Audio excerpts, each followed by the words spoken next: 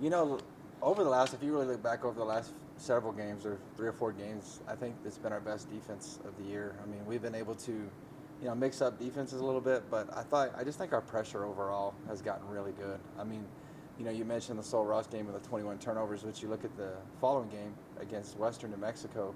I mean, we forced 15 turnovers in the first half, and we didn't even really change defense as much. We just kind of switched and did some things like that. So I think it's just a buy-in from the young ladies that they've really bought in to what we're doing, and you can see the progression throughout the year. And we're playing some of the best defense we've had all year. We talked last week about getting over this 2-game road stretch. Mm-hmm. Now you're going to be back at home. Yeah. So this was just kind of getting over that. Now you guys are on a 4-game win streak. Yeah. It seems like you're hitting your stride right now, especially like you said on the defensive effort. I mean, how important is it to finish these last 3 games? Yeah, and we talked about this when we were going through that tough stretch that we had, where those tough games on the road. I mean, sometimes the schedule can dictate a lot of things for you too. And I knew looking at the schedule from the beginning of the year that this is a stretch that we could have a chance to gain a lot of confidence in.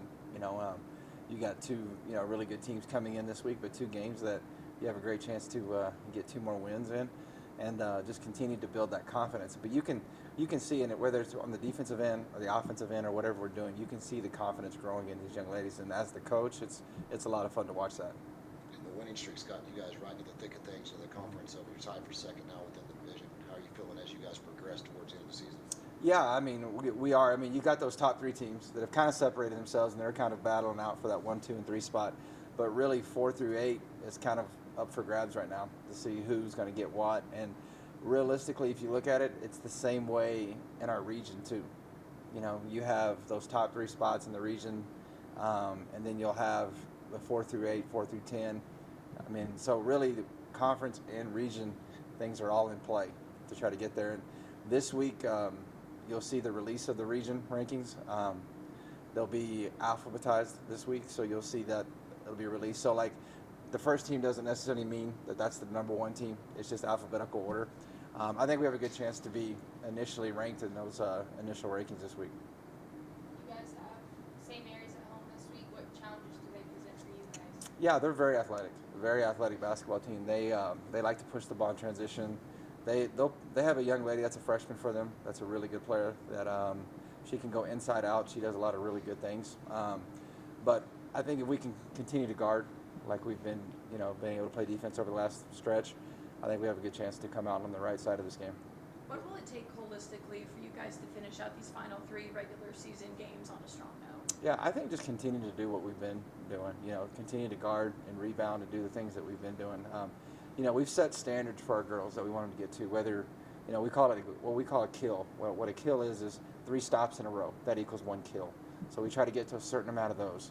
We want to get a certain amount of offensive rebounds, charges, things like that. More assists than turnovers. So we've set standards for these girls that we want them to meet, and we're getting closer and closer. And these aren't standards that are easily attainable. So if you get all these standards, you're almost guaranteed to come out on the right side of the game. So these girls over the last few games have gotten really close to achieving that standard, and so I think just continuing to compete to our standard would be the way to get that done. Something Shauna said last week was that a lot of teams at this point are, they're not, I can't exactly remember what she said, but it stood out to me. I mean, she said this was the time that your girls were ready to perform, and they are. Yeah. It's been a tough season for you guys, and we kind of talked about that earlier. But I mean, how big has it been for them to kind of step up to the challenge and fight their way through, especially this last stretch? Yeah, I think one thing I learned, and especially this goes back to when I worked at the University of Oklahoma under Coach Sampson, like teams that have fun this time of year are the teams that are going to keep going. You can tell these group of girls are having a lot of fun. Again, not to be disrespectful or anything like that to any of our opponents or anything, but the other night, Friday night before we played Western, we just decided as coaches we're going to play knockout. Instead of getting out there doing stuff, just to have fun with these kids, right? And you could tell like the little kids come out in these kids, and so I think being able to continue to have fun at the same time staying focused on the task at hand of what we're doing. You can tell like teams this time of year are either hitting their stride, getting to where they need to get to, or they're ready for the season to be over. And I think that you can see this team really starting to hit their stride. And, who knows, we got 3 games left, 2 this week, St. Mary's and St. Ed's, and then obviously a game against our rival Eastern next week. And so chance to finish out this with a potentially a 7-game win streak is what we're trying to do.